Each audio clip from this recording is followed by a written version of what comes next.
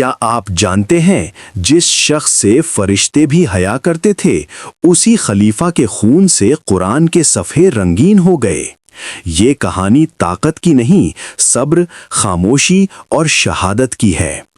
آج ہم بات کریں گے حضرت عثمان غنی رضی اللہ عنہ کی، وہ خلیفہ جس نے اسلام کو سمندروں تک پہنچا دیا مگر خود تلوار اٹھانا قبول نہیں کیا۔ حضرت عثمان غنی رضی اللہ عنہ قریش کے بنو امیہ خاندان سے تھے، تجارت میں مشہور، اخلاق میں بلند اور جاہلیت کے دور میں بھی شراب سے دور۔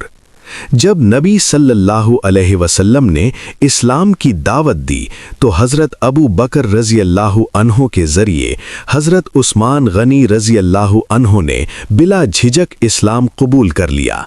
یہ اسلام کے انیشل مسلمز میں سے تھے۔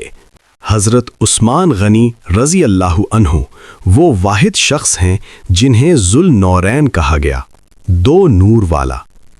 پہلے نکاح حضرت رقیہ رضی اللہ عنہا، ان کے انتقال کے بعد حضرت ام کلثوم رضی اللہ عنہا۔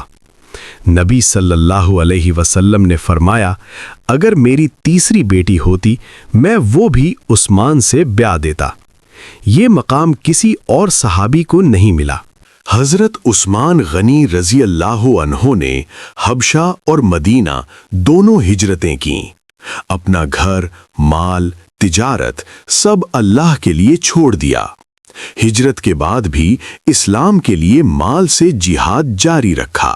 مدینہ میں پانی کی کمی تھی، ایک یہودی کا کنواں روما مہنگا پانی بیچتا تھا۔ حضرت عثمان غنی رضی اللہ عنہ نے اپنی ذاتی جائیداد سے کنواں خرید کر اسے امت کے لیے وقف کر دیا۔ نبی کریم صلی اللہ علیہ وسلم نے فرمایا کہ آج کے بعد عثمان جو بھی کرے اسے نقصان نہیں پہنچے گا۔ مسجد تنگ ہو چکی تھی، حضرت عثمان غنی رضی اللہ عنہ نے اپنی جیب سے مسجد کی زمین خرید کر اسے وسیع کروایا۔ یہ صرف عمارت نہیں تھی، یہ ایمان کی نشانی تھی۔ حضرت عمر رضی اللہ عنہ کے بعد شورا کے فیصلے سے حضرت عثمان غنی رضی اللہ عنہ تیسرے خلیفہ بنے۔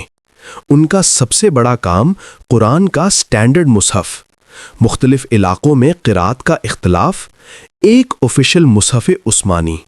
آج جو قرآن ہم پڑھتے ہیں اسی نظام کا نتیجہ ہے۔ یہ کام امت کو بچانے کے لیے تھا۔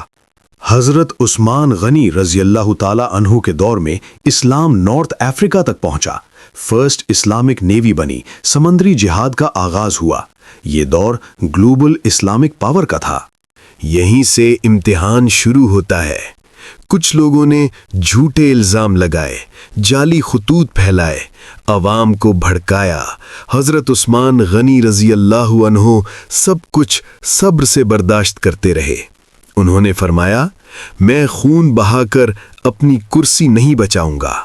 فتنہ بڑھتا گیا، گھر کا گھیراو ہو گیا، پانی تک بند کر دیا گیا۔ اس وقت بھی قرآن پڑھ رہے تھے، تلوار اٹھانے سے منع کیا، صحابہ کو لڑنے سے روکا۔